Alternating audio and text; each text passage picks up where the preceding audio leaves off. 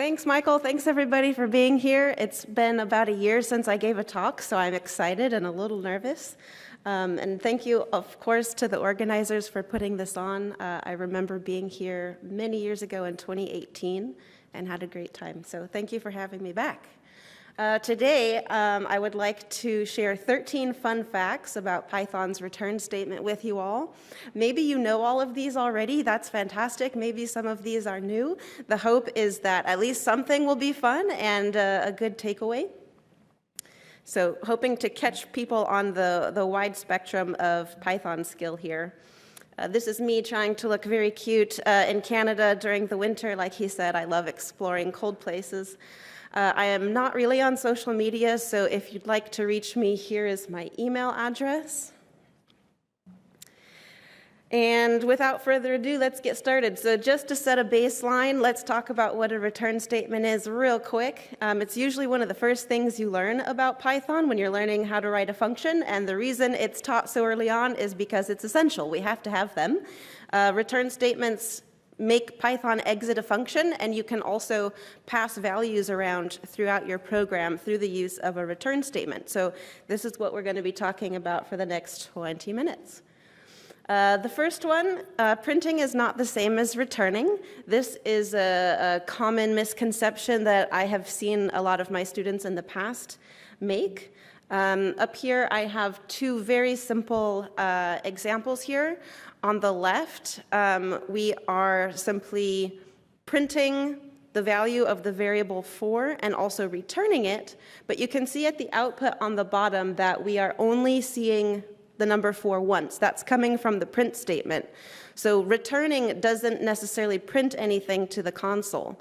If you look on the right, you can see that we've added a print statement around the function call, add twos, and as a result, we are basically printing the number 4 from within the function, but we're also printing the returned output from line 6, and that's why we see the number 4 twice.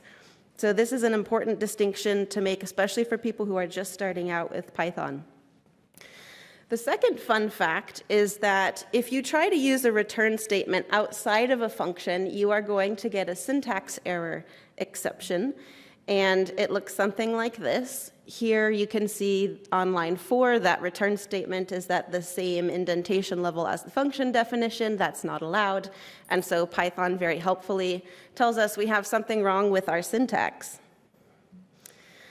Another fun fact about return statements is that you can only execute one in a function.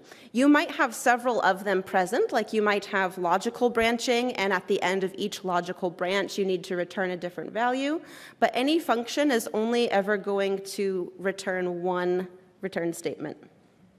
I have another simple example for you here. So in this one, if you look at the output first, you'll see that we are printing hello, and that gets printed because on line 10, when we call the add twos function, we're passing in an argument of 3, and our logic in the little function there is telling us what to do if that argument is the number 2, and if it's not the number 2, we're going to get kicked into that else statement, which is what ends up happening. And so the word hello is being printed. So this is an example of how you could have multiple return statements within a function, but only one is ever going to be propagated. Number 4, any code that you might have after a return statement is considered dead code unless it's part of that logical branching that we were talking about. So like we said at the very beginning, Python uses the return statement to exit out of a function. So any code that comes after that is not going to be run. So here in this function that I keep modifying for our examples, on lines 7 and 8, I've highlighted what would be called dead code. It comes after the return statement on line 5. And you can see in the output at the bottom that we are printing from line 3 the variable 4, and because the return statement is right after that, nothing else in this function is going to be run. The fifth fun fact is that you can return several values using something called iterable unpacking. So while the return statement itself only gets executed once, you can pack a lot of information into that one return statement. And the way we do that is on line 5. So you can return several values separated by commas. And when you then later call the function, you can call it in a way like on line 7, where you are basically unpacking a tuple. So on line 5, we haven't specifically given it tuple syntax, like there's no parentheses around it, right? But Python very helpfully stuffs all of that into a tuple for us. And so on line 7, that is how you could unpack all of those values. And I've called them different things so that we aren't confused. But basically, on line 7, the square variable is taking on the value of the variable called 4. The hexagon variable is taking on the value of the variable called 6, and so on.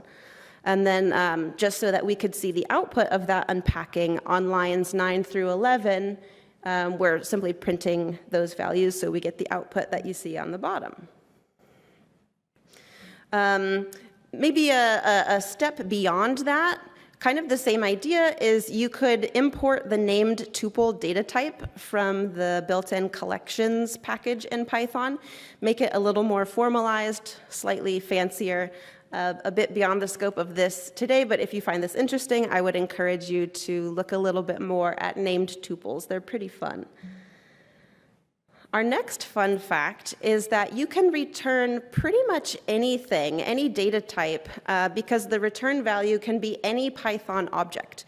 And everything in Python is an object. Here's just a few of the simpler ones: strings, integers, lists, sets, tuples, functions, yes, functions, and objects as well. So all of those things are valid and viable to return out of a function, plus lots of other ones that I didn't list here.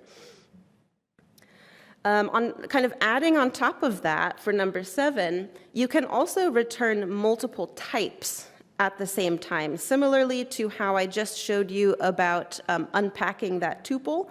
In that example, all of the data types were the same. They were all integers. But you can do something very similar using different data types. So here, it's largely the same example, except we've got an integer, a string, and a list. So this is perfectly allowed. You can do this. And I think it's pretty cool. Number 8, moving right along.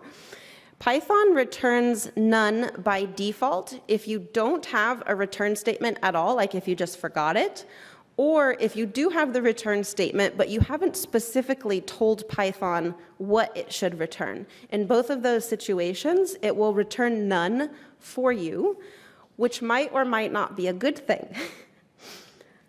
So here's our simplistic example again. So you can see on line 5, we have that return statement, so that's great, but we haven't told Python a specific value to return.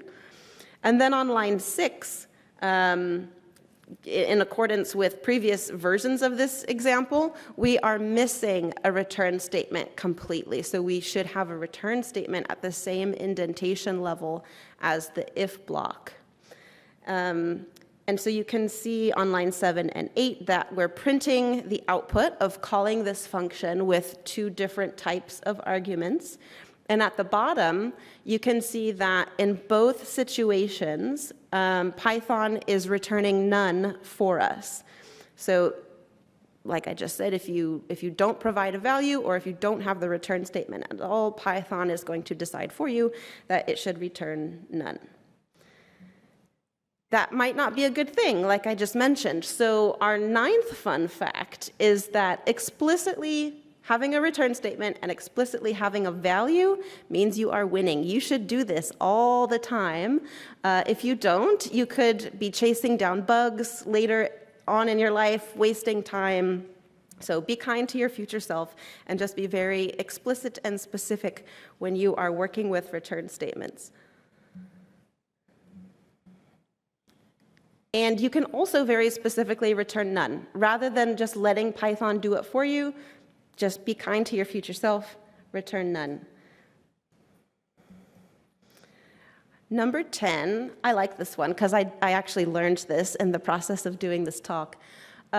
the print function will implicitly return none. So you might think that printing just prints, but it's a function just like anything else. And so Python helpfully returns none for us behind the scenes whenever we call the print function. So again, our simplistic example here, you can see on line 4 that we're printing the value associated with the variable called for, and then returning it. And on line 7, we are returning an empty print function. We're not passing in any strings as an argument. And so in the output at the bottom, that little blank line you see, that's basically a blank print statement. And then you can see the none underneath it. That's what Python is returning for us when it's running that print statement. Our 11th fun fact of the day, return statements can be used inside of try except blocks. And we've got 2 examples for you for this. So let's take one step back. In case you haven't seen a try except block yet, how they work is if you suspect that some of your code might be likely to throw an error, you can put that inside of a try block. It's sort of like an if block, but not exactly. And if any exception happens in the running of that code, then the code that you see inside the except block, here on lines 9 and 10, that will get run if that particular exception comes up. So that's how a try except block works. And you can see here that we have a return statement in each section, right? So if this code works well, we are going to return on line 6 the result, which is basically the number 2 multiplied by whatever number of 2s we're passing in as the argument. However, if we get a value error, like if we don't pass in an integer when we really should, we could catch that value error and print something more helpful. We can also return any value we want, but here I chose to return none. So this first example is showing you what happens if we are in that try block, right? Everything goes well. We're printing the result and returning the result, which you see at the output at the bottom, 2 number 10s, because on line 12, we're passing in the integer 5 as an argument. So this is what happens when things go well and we don't get an exception. In this contrived example, on line 12, I am not passing in an integer, I'm passing in a string, which doesn't really work for this example. So when you're passing in an argument that doesn't have the right data type, you could get a value error. So I'm specifically catching that value error and saying, okay, if this value error comes up, then let's execute some other type of code. In this case, we're printing a helpful message and then returning none. And you can see that that's what happens in the output there. So again, you can use return statements inside of try except. Our 12th fun fact, the result of an expression can be used as an explicit value for a return. So recall that an expression is just simply a way for Python to derive a value. So in this case, the expression that I chose to use is a list comprehension. So we have a function that's called count 2s. It takes in an argument representing the number of 2s. And then on line 2 is our list comprehension. So we're saying for every number or every number in the range from the number of 2s, we're going to append the digit 2 to a list. That was a little bit cumbersome. Probably should have chosen a better example there. But in any case, on line 4, we're printing the output of calling that function, and you can see that we get a list that contains 5 2s in it because we've passed in an argument, which is the number 5. So this is one way that you can, like I said before, provide a very specific value that you want to return. You can kind of cheat, save a line or 2 of code and do something like a list comprehension. It doesn't have to just be a variable name or an integer. Cruising right along here, we're down to our last fun fact. Return statements can be used inside of generator functions to raise a stop iteration exception. So let's make sure we're all on the same page. So what's a generator function? So it's a Python function that contains a yield statement. And when it's called, when this generator function is called, it returns something called an iterator. And we'll talk about this in more detail momentarily, so stay with me. Okay, let's also talk about what that yield statement thing is. So a yield statement produces a value, and then it pauses the execution of the function, and it saves the state of that function for some later time. Here's an example that I'd like to walk through. So we have at the top our generator function. It's called count up to x twos. Again, we're passing in a number that represents how many twos we want to work with. On line 2, we're initializing a count variable to 1. And then we're saying, okay, as long as that count variable is less than or equal to the number of twos that we want to be working with, we're going to yield or present a value and then pause that represents whatever number the count is at that time. Once we kind of deal with that value, we're going to increment that count variable. Eventually, that function is going to keep running until there's nothing left to yield, until we get kicked out of that while loop, and then we're going to return done counting. We're returning a string. So that's how that top part works. On line 8, we are calling that function, and we are assigning it to a variable called generator. And then line 9 through the bottom, we're inside of a while loop. And here's that try except block again. So we are going to try to keep calling the next function on that generator object. So remember I said before that the generator function produces a value and then pauses. When it pauses, it's waiting for you to go on to the next iteration of the function. So that's what's happening on line 11 inside of that while loop. And you can see there at the bottom, 1, 2, 3, done counting. That's our output. And that's because I might have cut it off there at the bottom. But when oh no, I didn't. It's on line 8. So on line 8, when we're calling this generator function, we've passed in the number 3 as our argument. That's why we see 1, 2, 3 being output at the bottom from the print statement that's happening on line 12. Bringing this all back to the return statement, that was a very quick primer on generator functions. Lines 13 through 15, that's what happens when we finally get to that return statement inside of the generator. So that return statement itself is raising the stop iteration exception. That's going to stop the generator function from keeping going. And then we're printing the value of that exception, which we kind of defined on line 6, along with the return statement. That was a lot. That was the most complicated one. That's why I saved it for last. So hopefully that makes sense. But generator functions are really powerful and a peek at some other really cool things you can do in Python. So this has been 13 fun facts about Python's return statement. I hope at least one of these was interesting to you. If so, I will consider that a success. You are now a little more savvy as a Python programmer. And if you know any more fun facts about return statements, I'd love to add them to this list. Again, I'm not on social media really, but you can feel free to email those to me, or if you have any questions about the talk today, I would love to hear from you. Thank you.